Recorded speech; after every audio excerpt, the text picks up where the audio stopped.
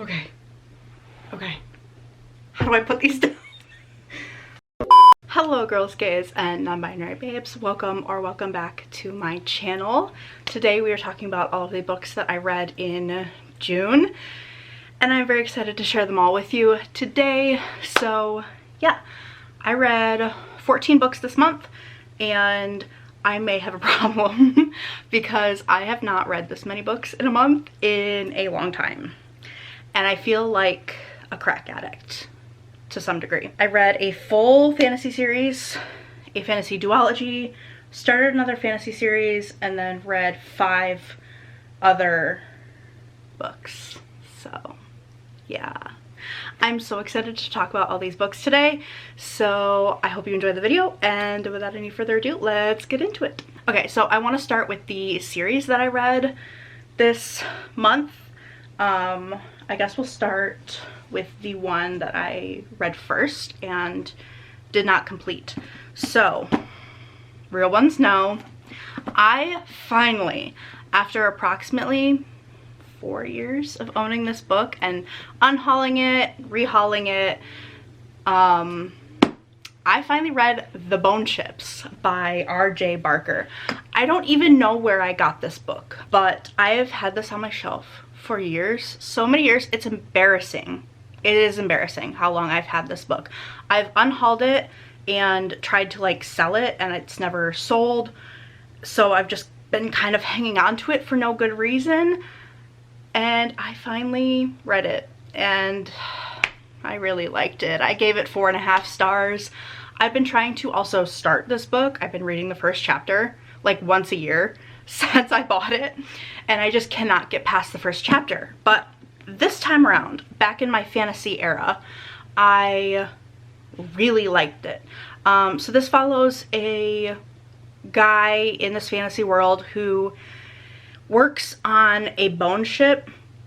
So in this world, these ships are made out of bones of these like sea serpents, sea dragons, and the sea dragons at this point are extinct because they were hunted for their bones. And so our main character is brought on this expedition.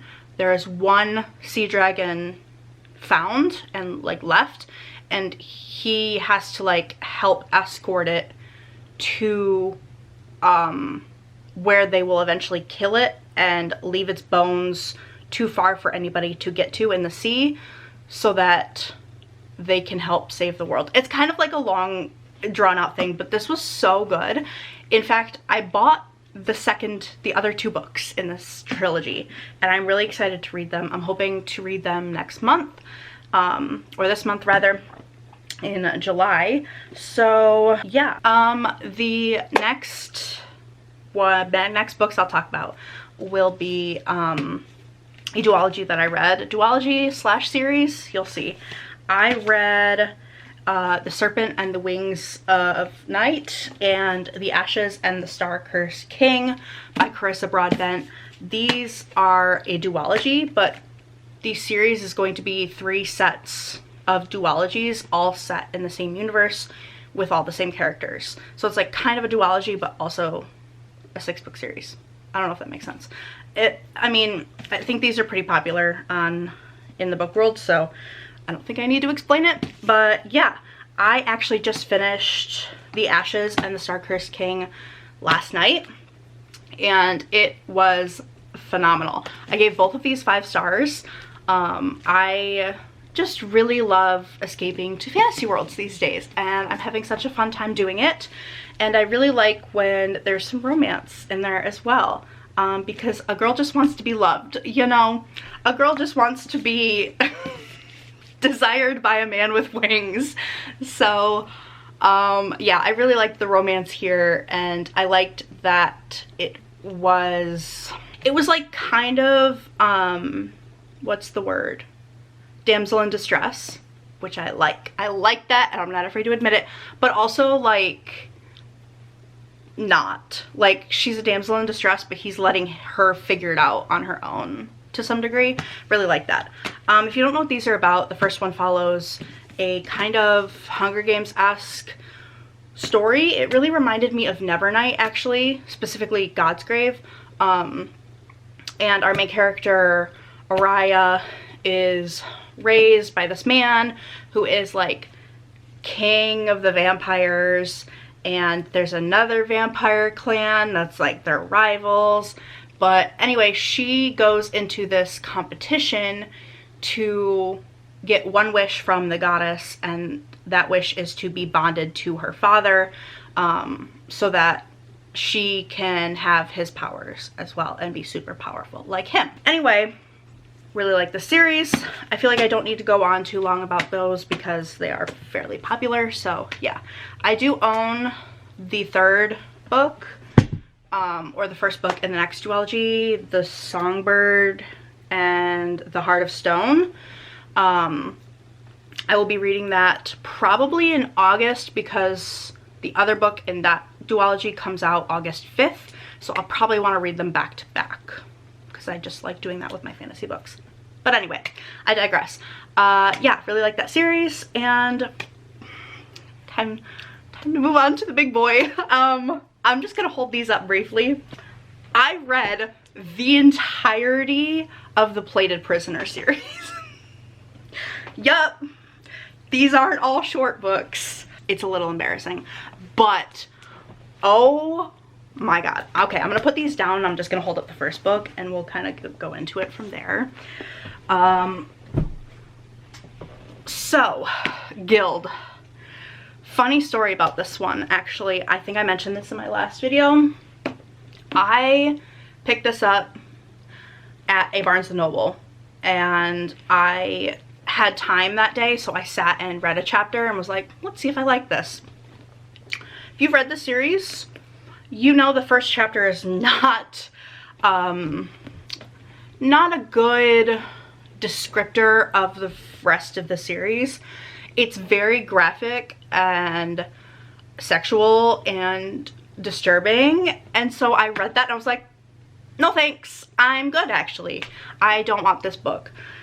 And then I thought about it, and I thought about how it was most likely just a shocking first chapter to catch your attention and draw people in, and it just so happened to not draw me in. So I decided to take a chance and buy it a little bit later down the road, and I loved it. So this is like, okay, I'm not gonna tell you this is a King Midas retelling because that's what I was told, and I was shocked to find out that that's not really what this is. There is a King Midas, there is a golden touch power, there is a golden lady, Orin, our main character, but other than that, not really King Midas retelling. This is very reminiscent of Throne of Glass to me, in the way that we have a main character who is at the lowest point in her life. She is King Midas's golden touched favorite saddle. You can discern what that means, but she is owned by him basically, and she doesn't really realize that she's in the lowest part of her life. She is what she thinks as happy as she can be given her circumstances, and through the next 6 books we kind of find out more about her and her story and what actually happened. It's a very Stockholm Syndrome-esque story. There are lots and lots of trigger warnings in here, but I really loved the story and the growth of Orin and where she starts and where she goes. Like I said, it's very reminiscent of Throne of Glass, and I really liked the romance in here. It was very, like I said with The Serpent and the Wings of Night, like, sure, she's a damsel in distress, but he's like taking a step back and letting her realize her own power, and we do get his point of view in some of the books, and just to like see like how proud he is of her. It was like a very different kind of romance than I was expecting, and I really liked that. It is also very smutty, if you like that. I'm like neutral on it. I like the plot, and then we get to a sex scene and I'm like, woohoo, But yeah, love this series. I think I've talked about it enough, but if you haven't read it, you definitely should if you can handle it. And I don't mean that as a challenge. I mean that like truly, because if you can't handle it, that's fair. And I respect that because it is a lot. It's very heavy. So those are the series that I read this month. And now we're gonna get into the standalones. Let's talk about my non-classics first. So I read Hazardous Spirits by Anbara Salam. This is a, what's the word? Historical fiction that was really not at all what I was expecting, and I was pleasantly surprised by it. I gave this one, I think, 4.5 stars. I gave, by the way, the Plated Prisoner series 5 stars overall. I gave them all 5 stars except for Guild, which I gave 4.5 stars. So there you go. This one I gave 4.5 stars. I really liked the twist it took. I was expecting it to be a little more paranormal than it was. I actually originally had it shelved on my horror shelves, but this follows a woman whose husband comes to her one day and says that he can talk to the dead. And he becomes, or he wants to become like a, we've all seen Long Island Medium. He wants to do that. But this takes place in 1920s Scotland. So there's like the whole historical element to it as well. Really liked this. I loved the element of, is it a sham? Is it not a sham? Is he lying or is he telling the truth? And where that went. I just really liked it. I know a lot of people didn't like it because the ending is very abrupt and kind of not what you're expecting, but I liked that. I like being very thrown off by my books. So, yeah, I really like this, and I don't really have a whole lot else to say on it. The next book I read was a horror book, and that is Blood on Her Tongue by Joanna Van Veen. This was so good. I think I gave this 5 stars, 4.5, 5 stars. This one is kind of a vampire sort of story. It's a new twist on a vampire, and it's very reminiscent of Dracula. We have a character named Lucy, not our main character though. Yes, Lucy, and her twin sister Sarah. And her sister Sarah is very, very sick. It takes place in 1887 in the Netherlands, and her sister's very sick, and there's this mystery surrounding this bog woman that was found by her sister, but she becomes like obsessed with it and starts thinking that this bog woman is gonna come after her. So this was so good. It was so good. It was so good. Also the end pages, yeah, yep, love it. I feel like everybody's talking about this book, at least in the horror world, so I feel like there's not much to say on it. I feel like I'm just kind of catching up with everybody else now, that I am like fully back in the book online sphere and not just in my own little shadowed corner reading whatever. But yeah, I really like this one, and I liked the new take on a vampire, and I liked the relationship between Sarah and Lucy and their husbands slash friends. There was like a whole crazy like love square going on between them, and it was insane. My one gripe, I'm pretty sure the dog on this cover is a oh, I can't remember the name of them, but I love these dogs. And the dog in the book is a greyhound. I'm like, I don't think that's a greyhound. Greyhounds aren't like shaggy. This dog looks a little shaggy. I don't know, but that's, if I have one gripe with it, that's it. Leave your thoughts below. Anyway, that being said, let's get into the classics I read this month. One author I'm making my way through. There's like chocolate on the book. Oops. is Virginia Woolf. And so this month I read The Waves and I read Mrs. Dalloway. So we'll talk about The Waves first because I think I liked this one more. I gave them both 3.5 stars, but I think, I don't know, I liked them in different ways. So I'll explain. The Waves follows 5, 6 children in the very beginning. They're all friends and it follows them throughout their lives, and eventually, not eventually, but like halfway through, one of the characters dies and then the rest of the group has to like reckon with that. It follows all of their points of view and I loved that idea. I loved it so much that I created my own story based off of that plot theme, and I'm a little obsessed with it. The thing I couldn't quite get into was the writing is very metaphorical, but I do overall like the idea of the story. And I liked everything that happened, but it was just very abstract for me and metaphorical, and I didn't fully vibe with it. So I gave 3.5 stars. So that's not a bad rating. I did still like it, but just, it was like meh, but good, you know? So yeah, there's that one. And then I read Mrs. Dalloway, which, like I said, I also gave 3.5 stars. This one I could follow easier, but I feel like there was less to it. And that being said, I did go through and like read some reviews and some thoughts on this book after I read it, and I do like kind of get it now. But it was just like, I don't know, kind of boring. I don't know.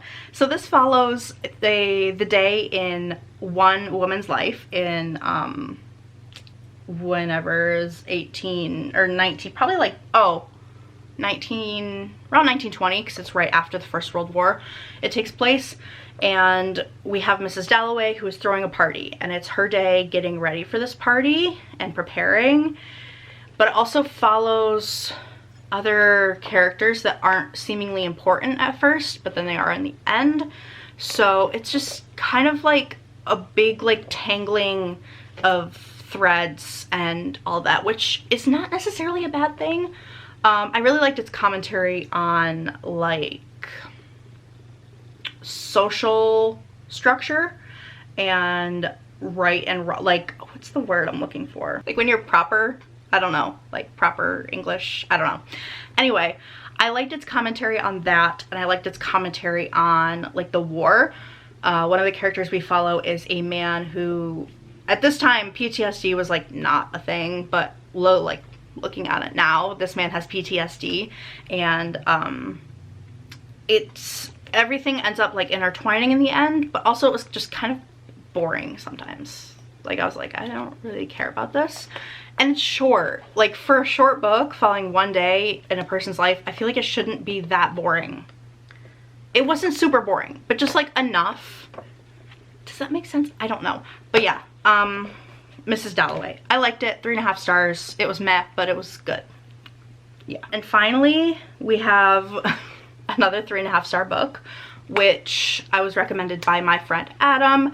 I trust Adam's recommendations with my whole heart, even if I don't read them right away.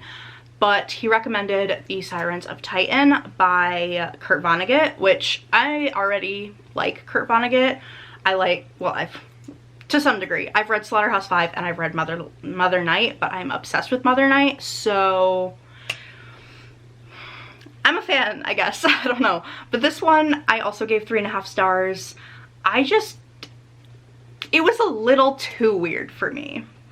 And that's saying something. So this follows a man who is basically Elon Musk.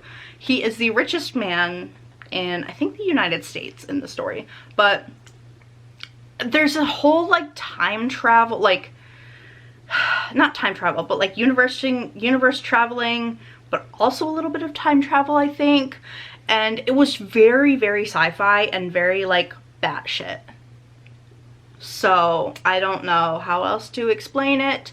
I think it was like mostly a commentary on like morality and like rich people, but it just was like kooky old man writing to me. So sorry if you really like this one. It is Kurt Vonnegut's first book, so I don't want to be too harsh because I know he gets better from here. But this one was, I think, just a little kooky and very, like, oddly sexual, and I just didn't quite get it. So yeah, I don't know. That is my full wrap up for this month. I hope you guys enjoyed this video. Let me know if you read any of the same books or what you read, your favorite book. I don't know. But yeah, thank you so much for watching, and I will see you in the next one. Bye-bye.